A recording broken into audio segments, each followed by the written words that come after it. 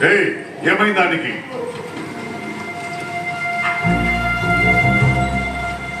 నీ ఆశయం కూడా నాదే. ఏమైంది? మన వాళ్ళంతా చనిపోయారు ప్రభు.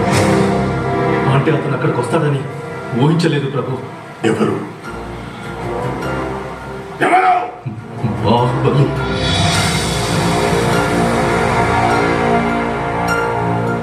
ఆ దేవసేన ఎవరో నాకు తెలియదు.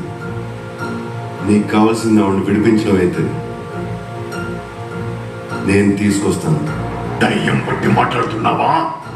లేదు ప్రభు, బాహుబలి నేను చూశాను. చచ్చిన వాడు ఎలా వస్తాడ్రా? వచ్చాడు ప్రభు, నా కళ్ళతో చూశాను. వాడు మన వాళ్ళందరినీ ఒంటి చేత్తో చంపేస్తుంటే ఆ నరసింహస్వామి స్వయంగా విచ్చేసినట్టు. వాడు చచ్చాడ్రా, నేను చెప్పేసా.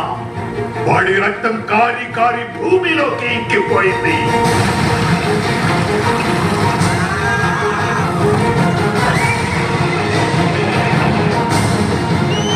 వాడి శరీరం మంటల్లో కాలి కాలి బూడిదైపోయింది.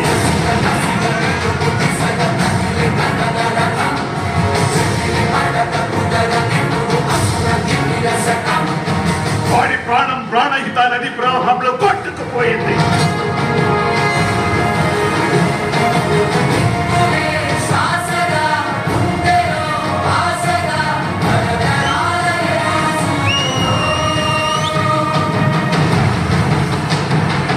కాలిన బూడిద గాలిలో చెల్లా చెదురైపోయింది.